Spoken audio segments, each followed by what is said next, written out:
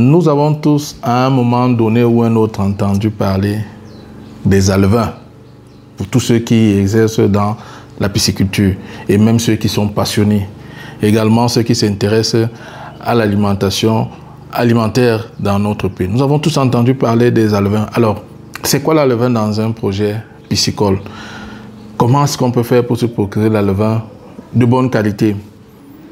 Qu'est-ce qu'il faut faire pour pouvoir réussir sa pisciculture dans ce cas spécifique qu'est l'alevin?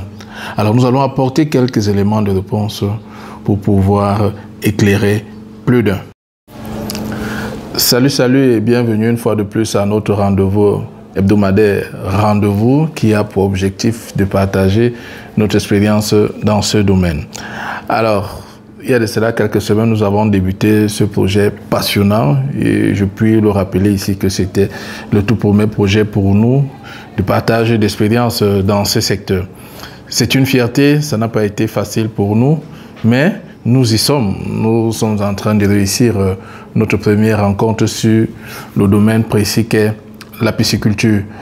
Nous avons parlé de plusieurs éléments pour réussir un projet de pisciculture. Nous avons parlé des infrastructures, nous avons parlé de l'eau et nous avons parlé la semaine dernière les aliments de poissons.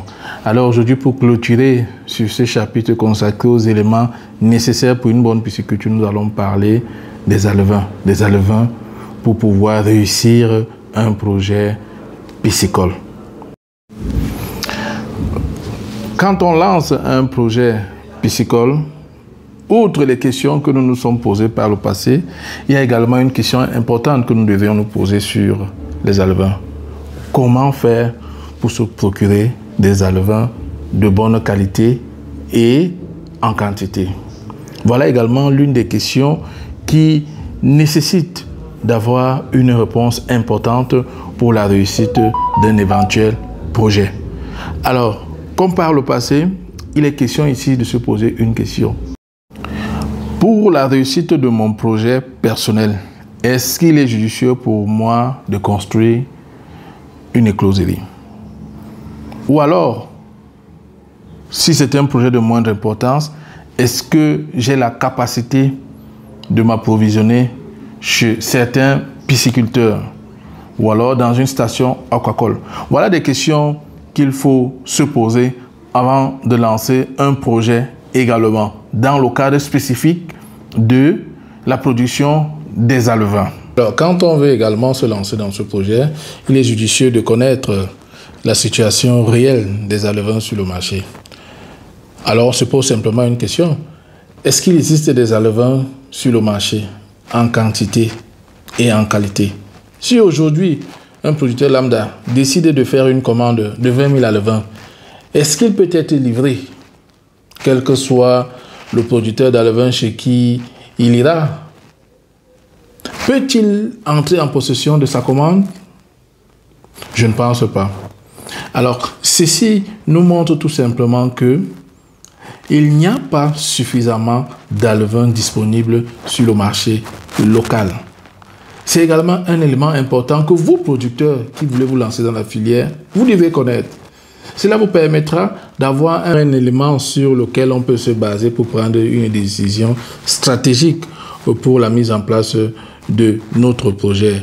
Car la production d'alevins ou alors l'achat d'alevins concourt également à l'évaluation du coût de production pour la mise en place d'une infrastructure de production de poissons. Nous allons considérer le premier cas, celui d'acheter des alevins pour pouvoir lancer notre production. Il est important de connaître notre fournisseur. Il faut se poser également quelques questions. Notre fournisseur avec lequel nous voulons travailler, est-ce qu'il a des infrastructures appropriées pour la production des alevins? Est-ce qu'il a une eau de bonne qualité pour la production de ces alevins? Est-ce qu'il a des aliments appropriés pour pouvoir nourrir d'abord les géniteurs et ensuite nourrir les larves? Il faut avoir des réponses à toutes ces questions pour pouvoir gagner la confiance de ce fournisseur. Donc voilà quelques conseils qui peuvent permettre aux uns aux autres de s'amender dans leurs attitudes et leurs habitudes dans la production des alevins. Les alevins coûtent excessivement cher. Les alevins coûtent en moyenne 100 à 150 francs à 200 francs l'alevin, avec une taille d'en moyenne 10 grammes. Ce prix nous montre que la production d'alevins, dans l'optique de commercialiser ceci, représente une très grande opportunité.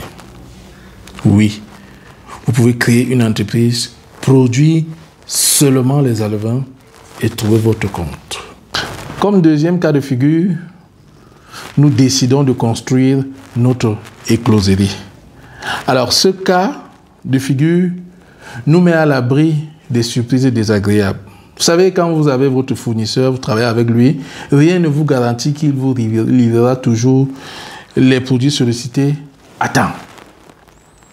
Donc, quand vous décidez de vous lancer dans la construction de votre écloserie, c'est une très bonne chose. Et surtout, en fonction du projet que vous êtes en train de mettre sur pied.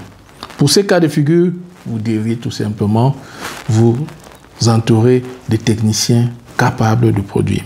Ils sont nombreux. Dans nos premières vidéos, nous vous avons présenté les infrastructures qui ont été mises sur pied par l'État et également dans le secteur privé. Des écoles qui forment des ingénieurs dans ces domaines.